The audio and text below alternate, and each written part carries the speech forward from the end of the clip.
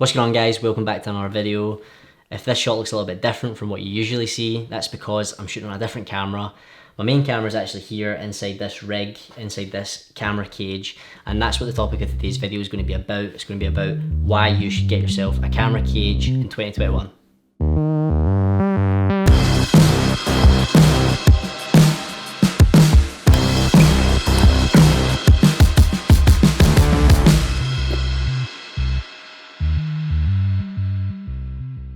So we're getting really close to the end of the year now.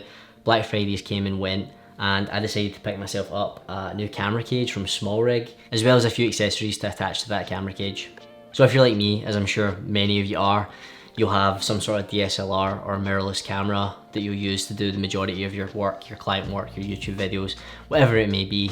And you'll know that obviously these are pretty small cameras, and they're relatively lightweight as well. This is obviously a good thing, as it's really portable. It's really lightweight, so it's not too taxing, and you can kind of take it anywhere because it doesn't look like a big cinema camera. There's a few advantages to adding a cage to your camera like this one. Number one would be protection. Your cameras are really delicate, your lenses are really delicate, and something like this just adds a little bit of a base layer of protection to your camera. Now, it's obviously not going to save it if you drop it from 7 feet up or something stupid like that, but you know, if it falls over, if it gets a little bit banged off something, then you're going to take a lot of the damage onto the cage before the camera. So it's a really good thing for protecting your camera body and your lenses, and it stops you just from putting your camera onto a table where you can scuff it up and things like that.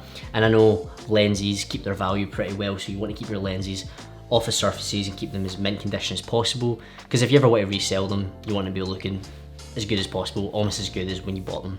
So that added protection to your camera is obviously a really big benefit, and it straight away is a reason for you to pick up some sort of cage. The second reason I would recommend something like this, and actually probably the main reason why I bought one, was just purely the fact that adding something like this to a smaller mirrorless camera or a DSLR sort of, I mean, in my opinion, makes them just look a little bit more heavy duty, maybe a little bit more expensive. And this can be a good thing when you're working with clients. When clients are paying you to make a video for them and you show up on the day, they're expecting to see some good camera gear, and the sort of cooler things, quote unquote cooler things, the more expensive looking things that you bring out, that sometimes adds a little bit of confidence in the client, makes them think this guy must know what he's doing because he's got expensive kit. I don't know how to work any of that, he must be good. Although this might not be true, you might be absolutely terrible and you might not know how to work the camera. Showing them something that looks a little bit more expensive can install a bit of confidence in them and make them think this guy knows what he's doing. And in some cases, if you're using, you know, a more expensive camera, you can actually charge more on that job because you're using a more expensive bit of kit. So you might be able to do that as well by adding a cage to your camera.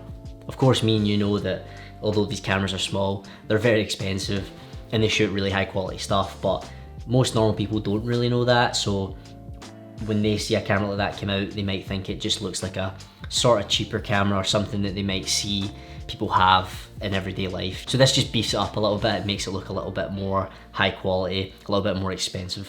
You might think this is kind of a silly reason to put a cage in your camera just to like make your equipment seem cooler or seem more expensive, but the sad reality is some clients do think that way. Clients see things that they're not used to seeing, they're a little bit more impressed, and they're more likely to maybe hire you again.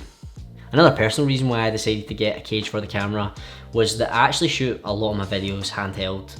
I don't really like using gimbals a lot. I'll only use a gimbal if the shot calls for it. If it's something that I need to use a gimbal for, like I'm running with the camera or I need a long tracking shot, then I will use a gimbal. But for the most part, I like to shoot handheld to get that nice handheld look, you know, that little bit of wobble.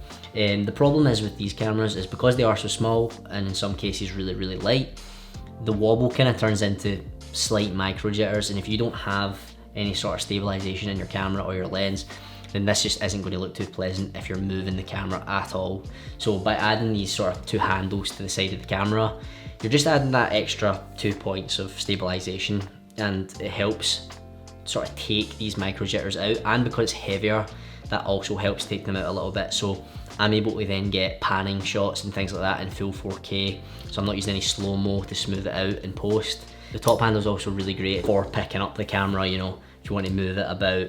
It's really easy to do this other than trying to grab the side of the camera. And also it allows you to get sort of low low down shots. You can hold it kind of like a gimbal when you invert it, get your camera as close to the ground as possible while still being able to see the screen and control the sort of stability of the camera.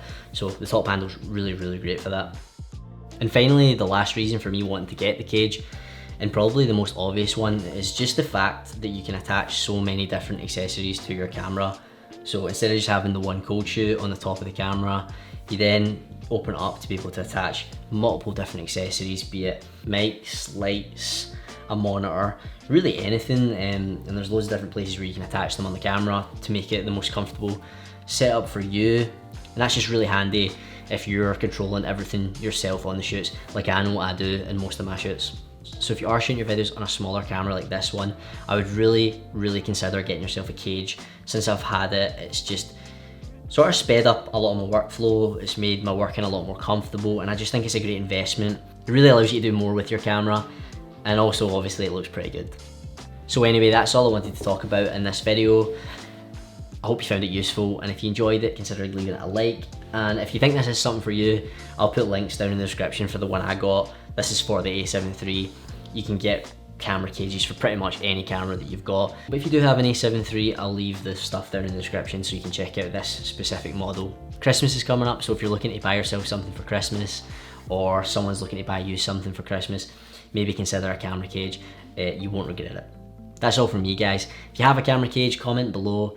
Tell me what one you've got, tell me what kind of attachments that you've got on it, and how it helps your video production. I'll see you guys in the next one.